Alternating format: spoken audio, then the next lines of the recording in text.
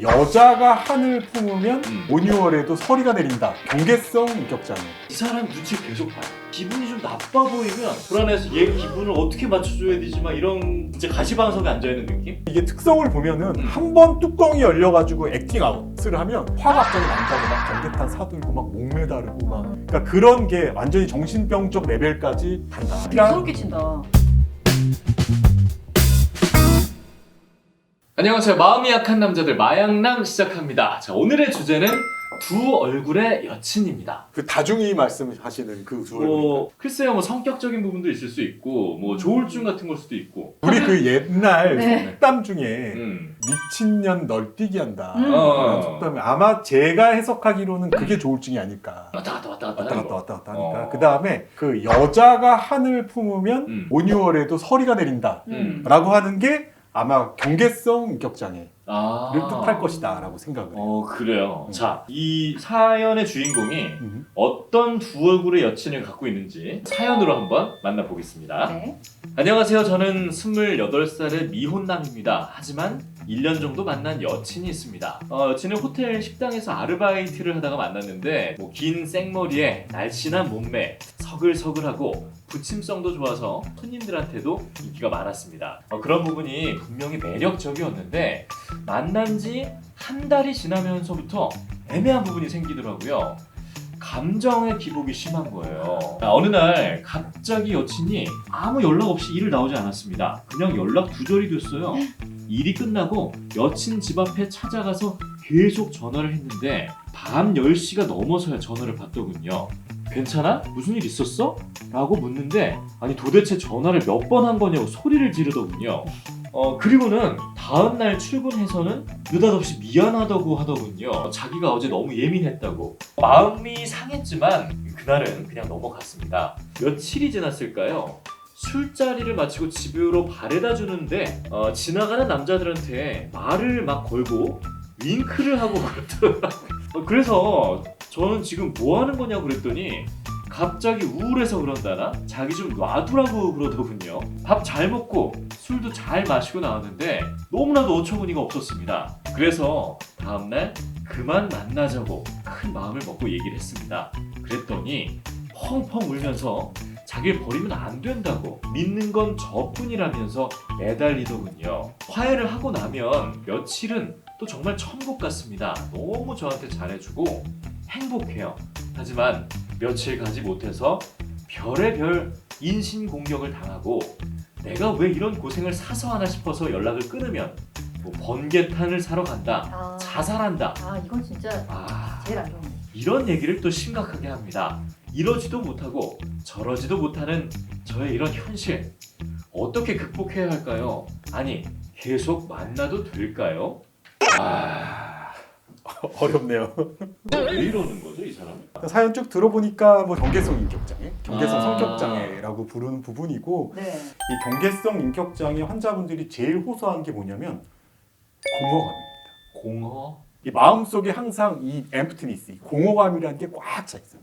그러니까 내가 마음이 항상 이렇게 확 비어 있는다는 느낌? 그러다 보니까 누굴 좋아해도 막 강력하게 좋아하고 근데 그 사람이 날 떠나갈 것 같다 라고 하면 또 강력하게 불같이 화를 내고 막 불같이 잡으려고 하고 저 사람이 날 언제 떠나지 않을까 막 굉장히 걱정하고 이런 게 막 왔다 갔다를 심하게 요동치는 게 약간 그런 맥락에서 우울증이랑은 좀 다르네요. 다르죠. 그러니까 우울증이라고 하면은 보통 우리 기분 장애는 사이클이 길어요.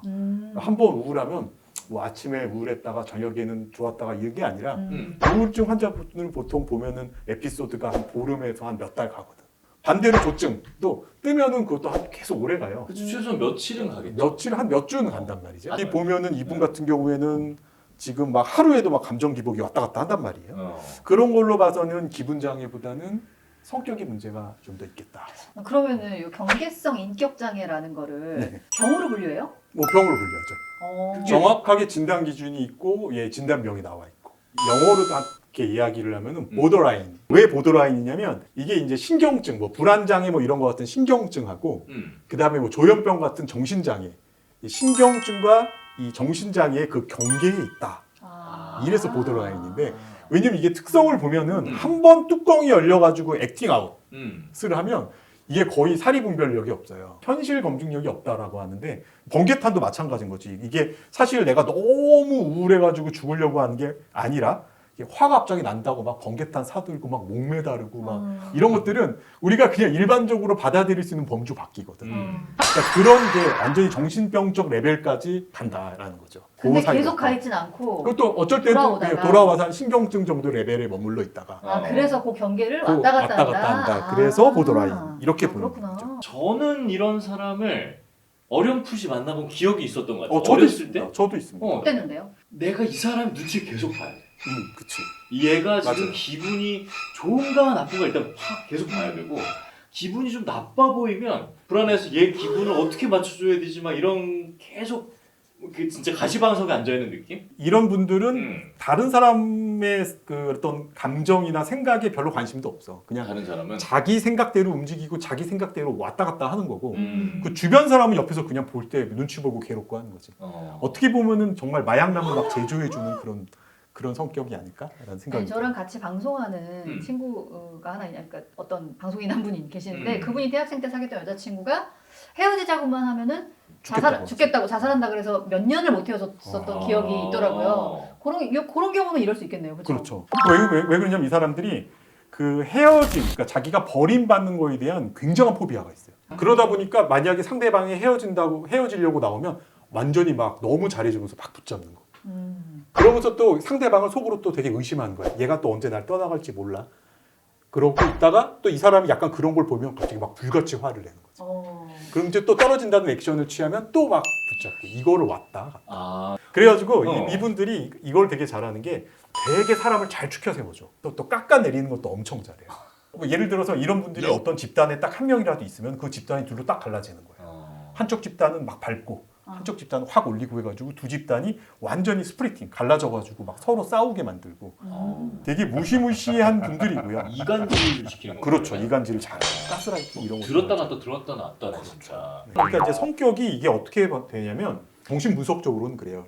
나의 어떤 주 케어테이커랑 그 사이에서 어떤 이 신뢰관계, 예를 들면 엄마랑 아이 사이의 어떤 신뢰관계, 뭐 이런 것들이 제대로 형성이 안 되면서 기본적으로 사람과 사람 관계에 신뢰, 어떤 믿음이 없는 거예요. 그러니까 항상 내가 언제 홀로 될 수밖에 없고 나는 언제든지 버림받을 수 있다라는 게 마음속에 있으니까 공허한 거고. 그 공허감을 못 이기니까 항상 그게 이제 바깥쪽으로 여러 가지 행동으로 나타나는 거지. 누구한테도 다 매력적으로 보이려고 하니까 사람들한테 막 잘하고 싹 매력적으로서 쫙 끌어모으고. 그런데 저 사람들이 지금은 나를 좋아하지만 언젠가 나를 또 배신할지 모른다라고 두려움이 있으니까 그걸 계속 테스팅하는 거예요. 제가 경계성 인격장애가 상당히 많이 공감이 가요. 왜? 진짜 너무 사랑하는 사람이랑 헤어지게 돼서 나 너 없으면 죽는다. 뭐 이런 말 해본 적 없어요? 저도 없어요. 아 진짜? 그렇게 좋아한다고 했는데 간다 그러면 뭐 가? 너무 좋아하면은 보내줘야 그치. 되는 거 아닐까? 맞아. 덜 좋아하면 좀 이렇게 사랑을 모르는 것이라고 내가 지금 얘기를 하고 있다. 아유, 나중에라도 어떤 또 아유. 어떤 좋은 어떤 연결이 되려면 간다고 할 때 잘 보내줘야 돼. 인생을 그래? 모르는 것들하고 내가 지금 아니야. 제가 어디서 들었는데 경계성 장애가 대부분 환자들이 여자들이 예쁘다고 그런 얘기를 들은 적이 있거든요. 진짜? 이거 사실이긴 사실이에요? 그냥 우리가- 원장님 통계로. 주관적인 거 아니야 이거? 이게 이런 거죠. 그러니까 치료권 안에 보통 문제를 일으켜서 드러나는 케이스만 우리가 보는 거니까 아마 그렇게 예쁘지 않은 경계성 인격장애 환자분들도 있고 예쁜 분들도 있겠지만 있겠지. 그렇지. 그런데 이제 보통 우리가 치료권에서 이렇게 상담 케이스라든지 뭐 이렇게 딱 드러나는 거는 예쁜 분들이 이제 주로 보이겠죠. 왜? 왜냐면 이게 아마 제가 생각하긴 그래요. 안 예쁘신 분들이 이렇게 성격이 오락가락하면 그러면 보통 그냥 일반적으로 우리 사회에서 그걸 누가 받았어요. 잠깐만 이거 위험한 얘기야.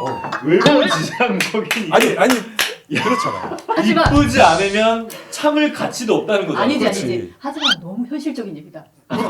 실제. 그러니까 너무 봐봐. 현실적이야. 왜냐면 진짜로 안 받아주는 거야. 그러면은 막 지랄을 하니까 일단 근데 안 받아줘. 하긴 예쁘면 살기도 편해. 사실이잖아. 그러니까 이 남자친구도 마찬가지야. 예쁘니까 지금 이거 받아주고 있는 거였잖아. 아 대박이다. 그런데 안 예쁘신 분들이 막 이렇게 성격이 안 좋으면 보통 그냥 주변에서 성격 되게 안 좋으신 사람까지로 그냥 딱 구분해 버리지 이게 뭐라고 상담까지 올라오지도 아마 않을 것 같아요. 그런데 이제 보통 되게 우리가 소름 끼친다. 상담 건수를 이렇게 올라오는 경우에는 거의 대부분 그래서 되게 매력적인 분들이 올라오죠. 아니 저는 이렇게 생각을 했어요. 그냥 그 사람이 예뻐 보이는 거 아니에요? 예를 들면 매력적인 어떤 치명적인 부분들이 있어서 그 사람이 좀 나한테 잘못을 해도 그런 부분이 예뻐 보이는 거 아니야 나한테? 아니 근데 남자들한테 이 강렬한 성격이 되게 매력적으로 보여요. 늘 꾸준하게 이렇게 같은 모습이 아니라 성격이 오락가락하면 남자는 어떻게 싶었겠어요? 그걸 되게 붙잡고 싶을 거 아니에요. 잡아주거나 그렇지. 네, 뭐 이렇게 좀 그러니까 약간 야, 좀 진정해. 생동감이 있다라고 느낄 수도 있는 거지. 생동감. 처음에는. 나는 이런 거 정말 생동감 약간 안 느끼고 싶은데. 제가 외람되지만 정말 어. 지랄도 풍년이다라는 맞아. 말이 떠오르네요. 어. 생동감이라니. 그러니까 여자한테 매력을 느낄 때 음. 예를 들어 봐봐봐 이렇게 똑같이 일관된 사람한테 매력이 있겠어? 저 사람 붙잡고 싶다라는 느낌을 갖게끔 만들어주는 거라는 거지. 이 보더라인의 특징. 그게 뭔지는 알 것 같은데 지금 사연남처럼 어느 순간에 그 약간의 어떤 이렇게 진폭이 크네, 되게 매력 있네 하다가 그게 확 커지는 순간에는 막 이렇게 학을 떼잖아요. 그렇죠. 근데 그래서- 그때는 이제 많이 늦은 거지. 그러니까 처음부터 이걸 알아차리면 참 좋은데 좀 어느 정도 관계가 지속되기 전까지는 잘 안 드러나다가 이제 이 여자분도 이 남자가 이제 자기가 믿을 만하다 아니면 자기가 의지할 만하다고 느끼는 순간부터 그런 기복을 더 많이 보여주거든. 그럼 이거는 어쨌든 의학적으로 봤을 때, 정신과적으로 봤을 때 분명히 질병으로 인식을 해야 되는 거죠. 성격 장애는 어쨌든 질병은 질병이니까. 병이니까. 예. 그런데 이제 치료가 되기가 참 어려운 거죠. 이 이게 성격이라는 게 바뀐다는 거는 쉽지 않으니까. 그러면 이분과 헤어지지 못한다면 이 사람이 선택할 수 있는 건 뭐 병원으로 데려가는 거나 이런 방법이 있을 수 있는 거죠. 근데 과연 이 여자분이 어. 자기 문제를 인식하고 병원에 가자고 할까? 절대로 안 가겠지. 네. 만약에 병원 가자 그러면 진짜 또 내가 지랄 날 미친지 걸. 아냐 막 이럴 것 같은데 네. 그래도 혹시 두 사람 사이에서 이런 합의가 좀 이루어져서 만약에 병원에 온다라고 하면은 그나마 권할 수 있는 거는 저는 정신분석 치료를 좀 했으면 좋겠다. 정신분석 치료.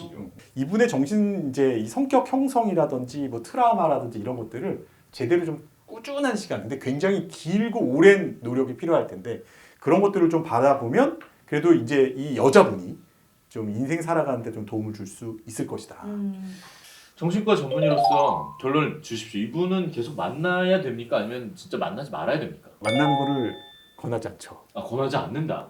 왜냐하면 결과가 너무 뻔해요. 왜냐하면 이 남자가 완전히 지쳐 나가 떨어질 때까지 더 이상 이 여자분이 이렇게 하는 걸 받아줄 수 없을 때 그때가 아마 이 두 커플이 끝나는 그런 시기가 아닐까 이런 생각이 드는데 진흙탕에서 막 서로 막 똥 묻히고 막 이러다가 진짜 우리는 정말 끝났구나. 진짜 얘는 아니구나를 깨달을 때까지는 가야 된다. 여자친구가 이런 문제가 있어서구나 라는 거를 아시는 것만 해도 저는 맞아요. 상당한 수익이다. 상당히 많은 걸 가져가셨다 지금. 자, 오늘 여기서 화랑남 두 얼굴의 여친 편은 여기서 마치도록 하겠습니다. 여러분 다음 시간에 만나요. 안녕.